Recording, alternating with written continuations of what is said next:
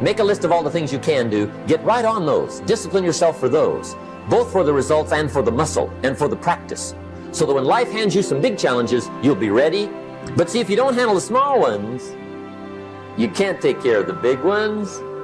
Here's the steps. Number one, find out how things work.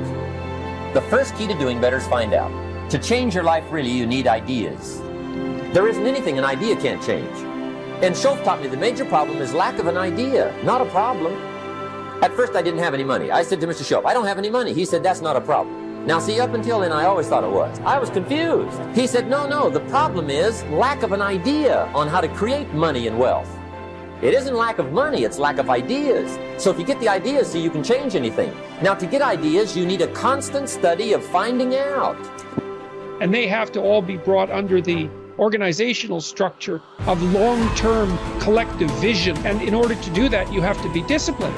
And any discipline, technically speaking, is an attempt to bring all those competing short-term impulses under a larger scale and more inclusive framework. You do that, and then, well, that's actually what gives you freedom. If you're going to mess around with very complicated and dangerous matters, you should really put your life together. We also know that the higher your conscientiousness, the lower your neuroticism. Conscientiousness does seem to keep neuroticism in check, and so I would say, and have said this to many people, clean your room, organize your life, get a routine, establish disciplined habits. The next subject is setting goals. Let me show you what turned my life every way but loose. Setting goals. Here's what can easily happen if you don't set goals.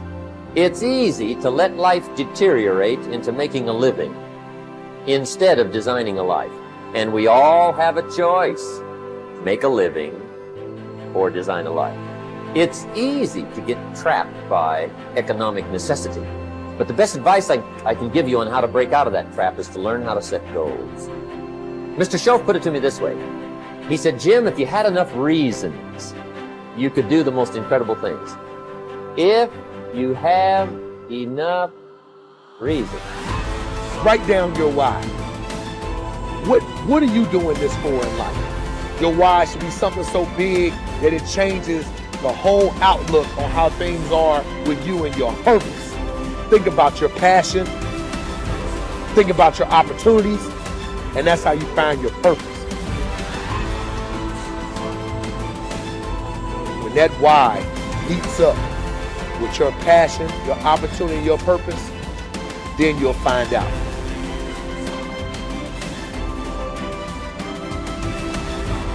Most of us are standing in a busy street, just letting the opportunities in life pass us by.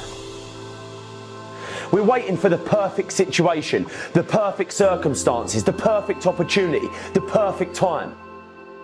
There's never going to be a perfect time or the perfect moment. There's never a perfect moment to do something great with your life. Take a look at the clock. That thing ain't stopping for nothing, baby. It's going to keep ticking, keep moving, keep passing you by all the time you're waiting for it to read perfect o'clock. You have to take action now. Whatever that goal is, whatever that dream is that you're holding in your mind, now is the time. Forget all your excuses. Forget all your problems. Not tomorrow, not next week, but right here, right now. Why keep looking around at people that are where you want to be, living the type of life you want to live? Look at that place where they are and say to yourself, now is my time. Now is my moment. Now is your moment. Today is that day. I want you to be terrified of sitting on the sidelines and doing nothing. Waking up in 6 days or 6 weeks or 6 years or 60 years and being no closer to your goal. You've made no progress. That is the nightmare. Do the extra repetition, run the extra mile, go the extra round, make the right choices. Give the full measure. Fight back. Go down swinging. Give every day everything you've got. Embed that long-term goal in your mind. Burn it into your soul.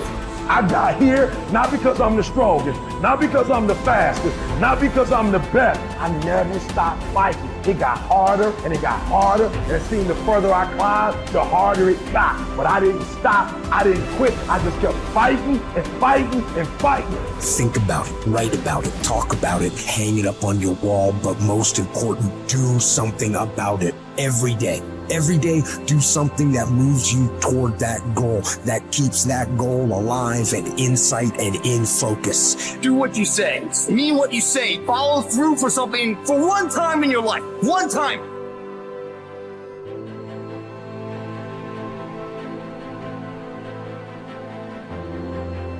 Most people can motivate themselves to do things simply by knowing that those things need to be done. But not me. For me, motivation is this horrible, scary game where I try to make myself do something while I actively avoid doing it. If I win, I have to do something I don't want to do. And if I lose, I'm one step closer to ruining my entire life. And I never know whether I'm going to win or lose until the last second.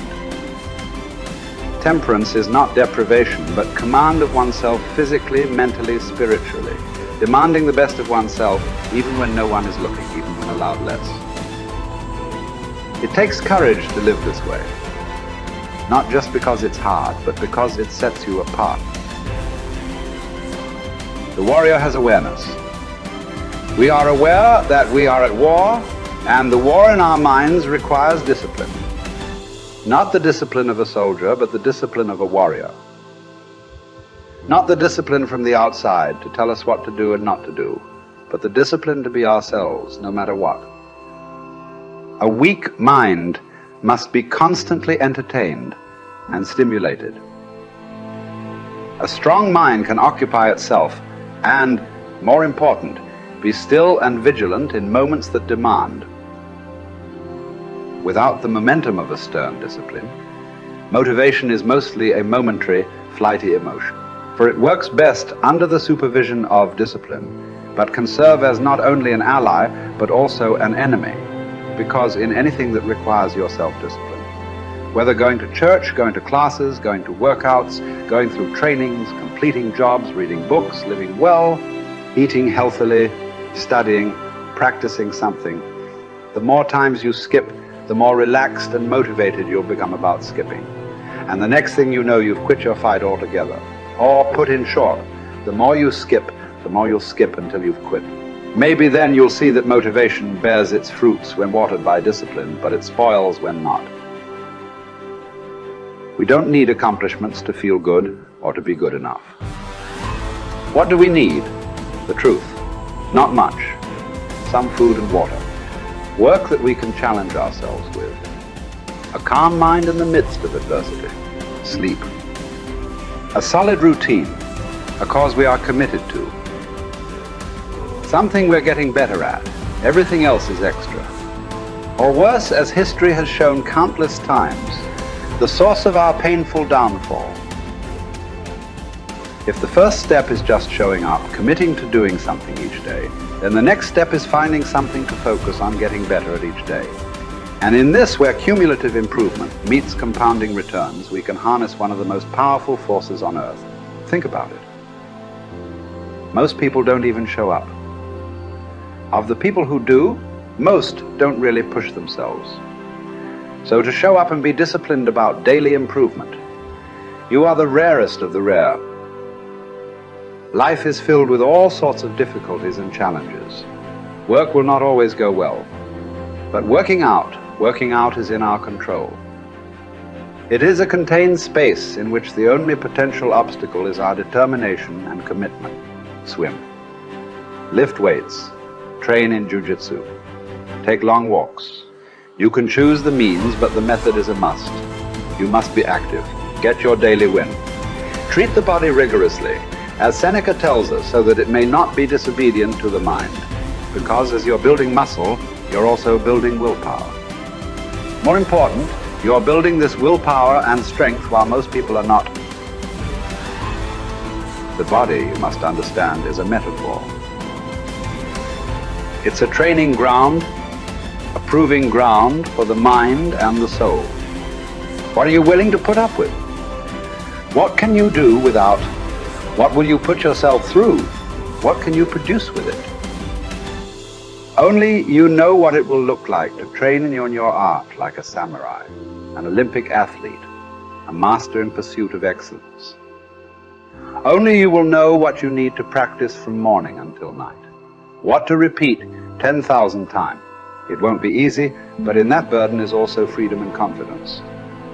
The pleasure of the flow state, the rhythm of second nature, the quiet calmness of knowing that from the practice you'll know exactly what to do when it counts, the pride and the dependability of doing it too.